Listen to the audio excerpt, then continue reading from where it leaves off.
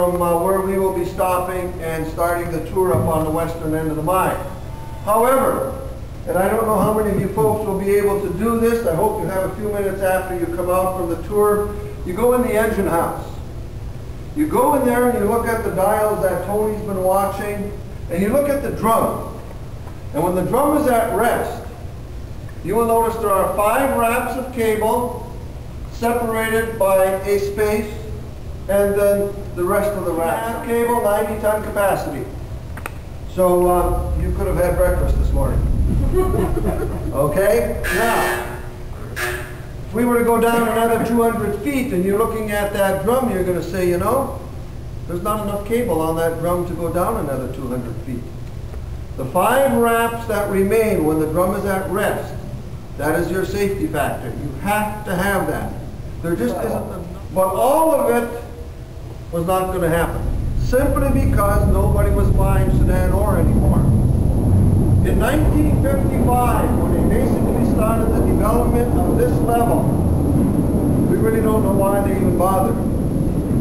Because once they got the area developed where we're going, they didn't mine in there very often.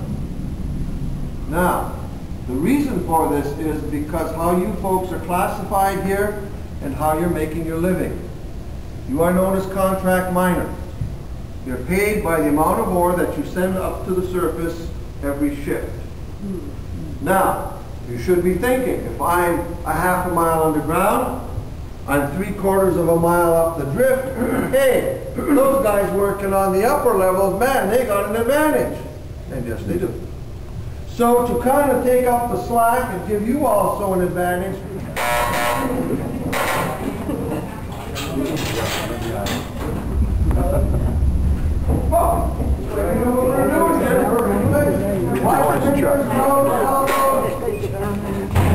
okay, folks, listen up.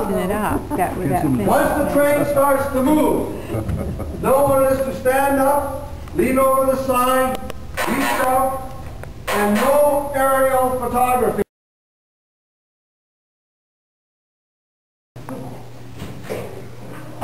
Okay, right up this way, folks, here. You folks here, watch your step. I know. Come on up to here, please.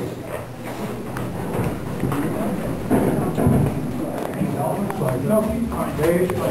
Anyone else using the elevator with Jim? Is anyone using, are all you folks? Are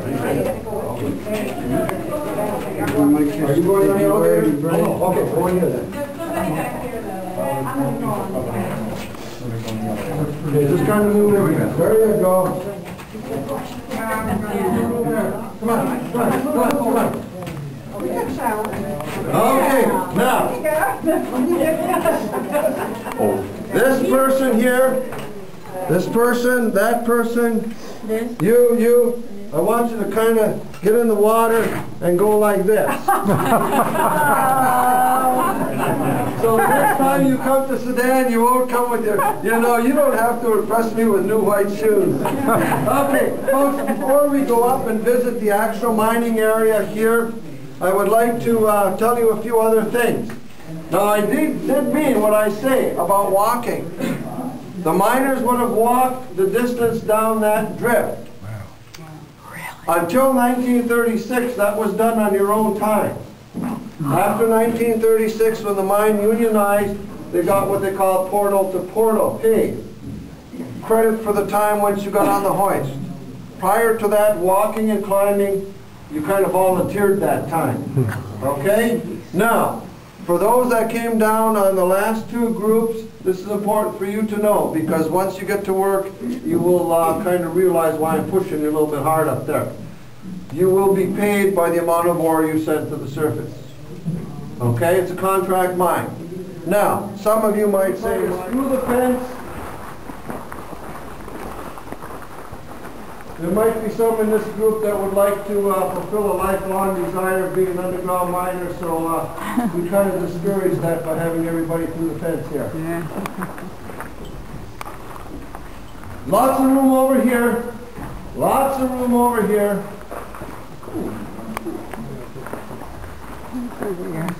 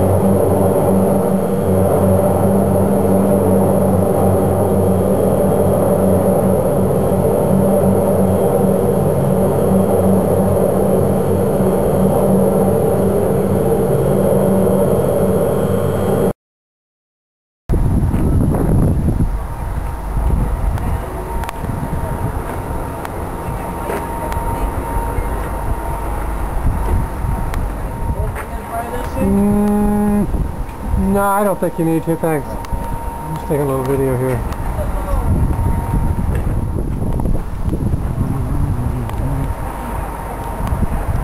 Really?